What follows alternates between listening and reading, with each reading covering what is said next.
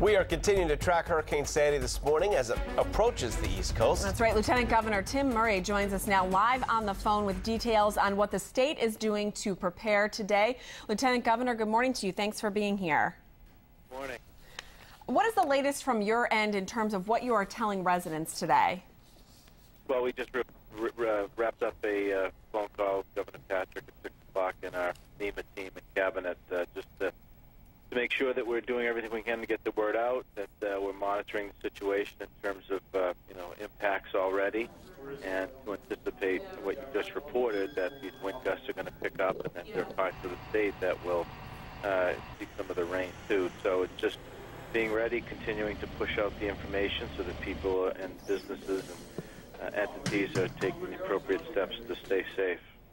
Of course, it comes on the anniversary of the October snowstorm from last year. We went through what happened with Hurricane Irene last year as well. What did we learn from last year that's helping us prepare this year?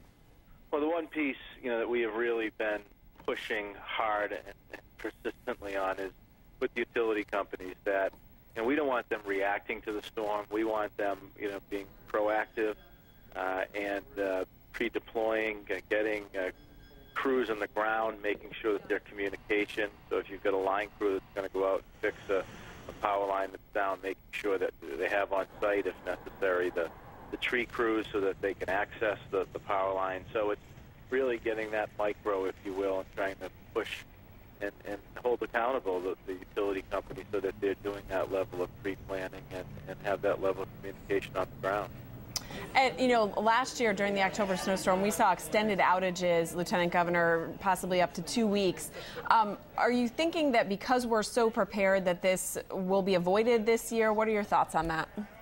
Well, I think the proof is in the pudding, as they say. Well, we'll see. We're hoping that they've learned.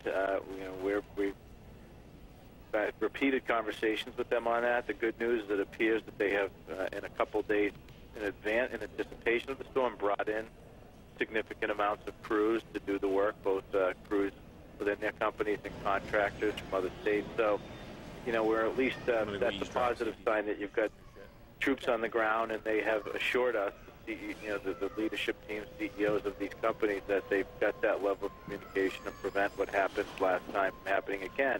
I think most people are very patient in the sense that they understand that things sometimes take time, but they want accurate information, which is what didn't happen last time. And you mentioned patience, too. We've been watching this for quite some time, awaiting Sandy's arrival, and some people might be under the impression that it's not going to hit here. We're not in the bullseye, but there really is need to take warning, isn't there? Absolutely, and when you see sometimes the weather tracking pieces on the TV, you get the impression we're not going to get hit. And I think people understand that this storm has a wide territory, and that the winds, as you pointed out, are going to be very significant and present hazardous conditions. So it is incredibly important that people stay in housing and shelter, not to be outside as the storm and the wind in particular comes. All right. Well, it's always better to be over-prepared than under-prepared. So, Lieutenant Governor Tim Murray, we appreciate you taking the time this morning to join us, and we wish you the best of luck in planning today and tomorrow. Thanks so much for being here. Thank you for having me. Thanks.